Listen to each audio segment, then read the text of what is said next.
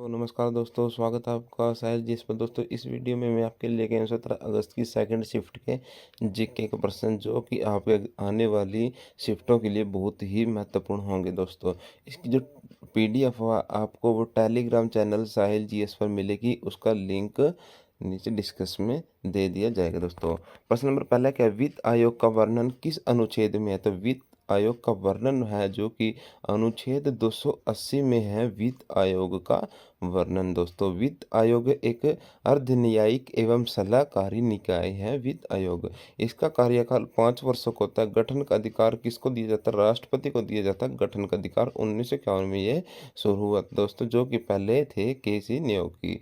राज्य वित्त आयोग का गठन दोस्तों अनुच्छेद 243 के द्वारा किया जाता है। 15वें वित्त आयोग के अध्यक्ष जो कि 2020 से 25 तक है, तो वो कौन है?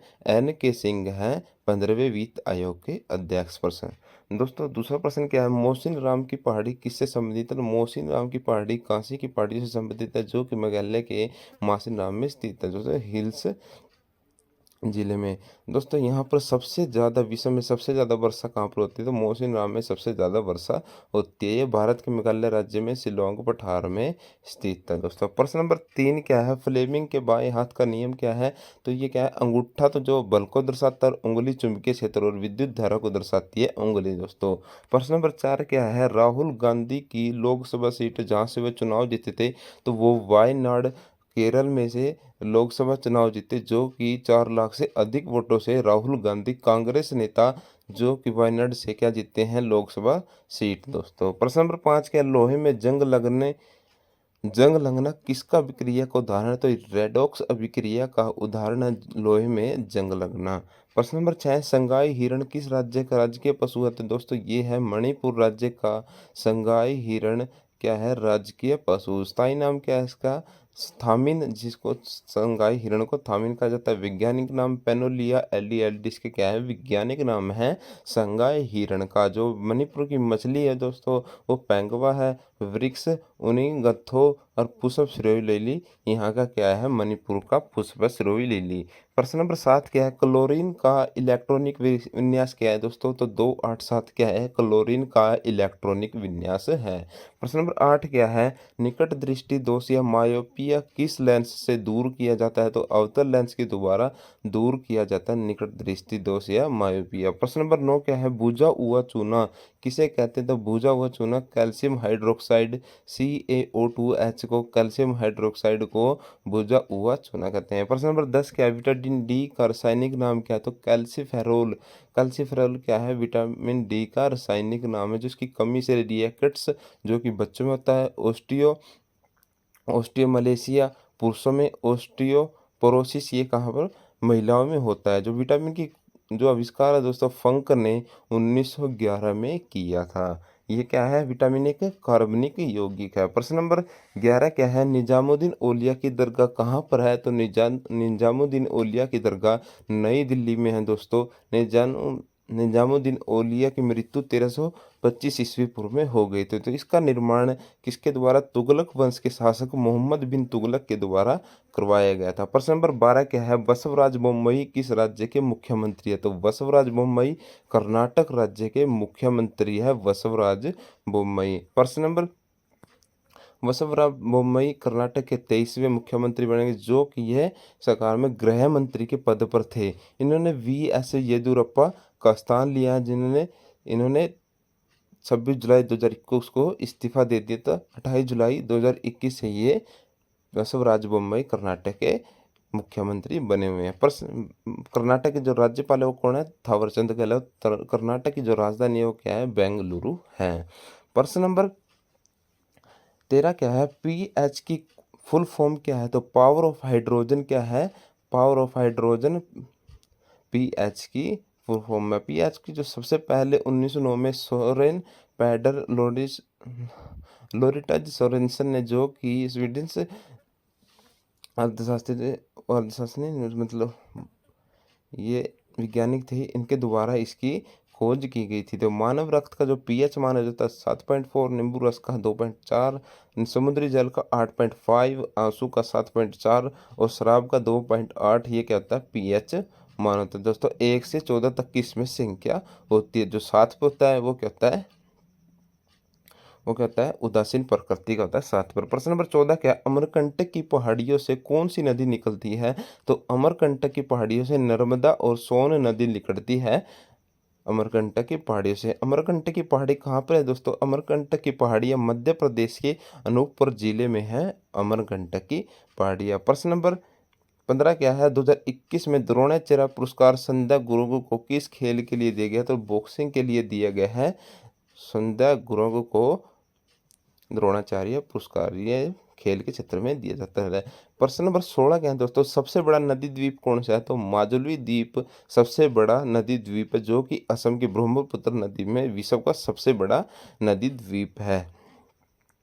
माजुली को असम की सांस्कृतिक राजधानी भी कहा जाता है। प्रश्न नंबर 17 क्या है, मानव विकास सूचकांक 2021 में भारत का स्थान क्या है? तो दोस्तों 131वें स्थान पर है। 179 देशों में भारत है दोस्तों। इस स्थान पर आयरलैंड क्या नॉर्वे, आयरलैंड, स्विट्जरलैंड, हांगकांग ये क्या है, पहले स्थान पर है। और जो सबसे नीचे है वो नाइजर है, जो पाकिस्तान का 154 स्थान पर पाकिस्तान का है। यह रिपोर्ट क्या दोस्तों यूएनडीपी के द्वारा जारी की जाती है। यूएनडीपी का जो मुख्यालय है वो न्यूयॉर्क अमेरिका में हो जाता है। जो इसके प्रमुख है अचीम स्टेनर, इसके क्या है यूएनडीपी के 2022 के अनुसार ये क्या है इसके प्रमुख है। जिसकी स्थापना हो जाती है दोस्तों 22 नवंबर 1965 को यूएनडीपी की स्थापना होती है। प्रश्न नंबर 18 क्या है, अनुच्छेद 279A किससे संबंधित है? तो ये जीएसटी परिषद से संबंधित है दोस्तों। जीएसटी की 47वीं बैठक कहाँ पर हुई है? तो ये भी आपके करंट से एक इम्पोर्टेंट क्वेश्चन बन सकता है। जीएसटी की जो 47वीं बैठक कहाँ पर हुई है? तो श्रीनगर में हुई है जीएसटी की 47वीं बैठक। जो अध्यक्षता है वो किसने की है? निर्मला सीतारमण के द्वारा इसकी अध्यक्षता की गई है। प्रश्न नंबर 19 क्या है, स्टैचू ऑफ यूनिटी की कितनी ऊंचाई है? तो दोस्तों जो सबसे ऊंची मूर्ति बनाई गई है स्टैचू ऑफ यूनिटी 182 मीटर है इसकी। Statue of unity Sardar Vallabh भाई पटेल की, जो कि भारत के पहले गृह मंत्री भी थे, तो इनकी यह मूर्ति है। इनकी इनकी याद में 31 अक्टूबर को क्या एकता दिवस के रूप में मनाया जाता है। जो इसके वास्तुकार थे राम वी सुतार, इसके क्या वास्तुकार थे स्टैचू ऑफ यूनिटी के। ये कहाँ पर स्थित है? तो ये गुजरात राज्य में स्थित है। प्रश्न नंबर 20 क्या है, अनुच्छेद 51A किस भाग में आता है? तो अनुच्छेद 51A जो दोस्तों भाग 4A में आता है, जो कि मौलिक कर्तव्यों से संबंधित है।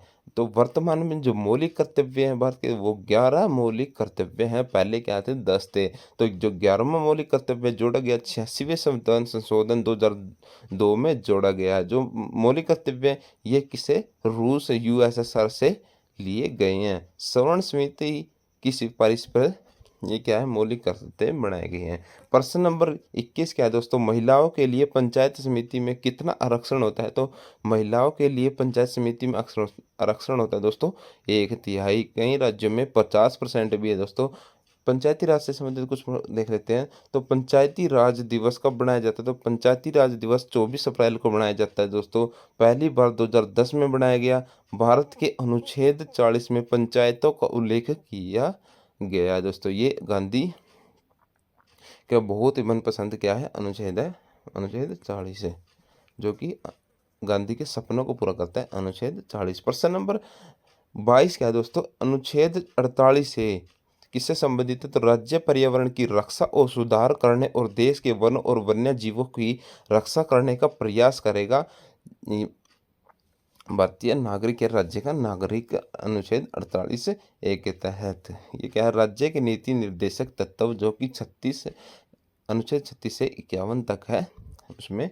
प्रश्न ये अगला क्या है दोस्तों, अनुच्छेद 48 किससे संबंधित है? कृषि और पशुपालन का संगठन है वो किसमें? अनुच्छेद 48 में है, कृषि और पशुपालन का संगठन। प्रश्न नंबर 23 क्या, जनवरी 2020 के हिसाब से सबसे ज़्यादा बेरोजगारी दर किसमें है? तो हरियाणा में और राजस्थान में सबसे ज़्यादा बेरोजगारी दर है दोस्तों, त्रिपुरा में भी। तो इन राज्यों में क्या है जो सबसे ज़्यादा तैयारी भी करते हैं, तो इन्हीं राज्यों हरियाणा, राजस्थान, मध्य प्रदेश, बिहार, झारखंड, तो इन्हीं राज्यों में सबसे ज़्यादा बच्चे तैयारी भी करते हैं दोस्तों। और इन्हीं में सबसे ज़्यादा क्या है बेरोजगारी है। और जो सबसे कम बेरोजगारी वो है तेलंगाना राज्य में सबसे ज़्यादा सबसे कम रोजगारी है दोस्तों। जो ये रिपोर्ट है ये किसके द्वारा जारी की जाती है, तो centre for monitoring Indian economy के द्वारा ये रिपोर्ट जारी की जाती है। प्रश्न नंबर 24 क्या है दोस्तों, नवरोज उत्सव किस धर्म से संबंधित है, तो नवरोज उत्सव पारसी धर्म से संबंधित है। नवरोज उत्सव यह त्योहार प्रत्येक वर्ष 20 मार्च 21 मार्च को मनाया जाता है। बलबन पहले व्यक्ति थे जिन्होंने नवरोज के प्रसिद्ध पारसी महोत्सव की शुरुआत की थी दोस्तों। ये थी 17 अगस्त की सेकंड शिफ्ट के जितने भी इम्पोर्टेंट क्वेश्चन थे ये सभी के सभी थे दोस्तों। जय हिंद, जय भारत, भारत माता की जय, इंकलाब जिंदाबाद, वंदे मातरम, जय हिंद।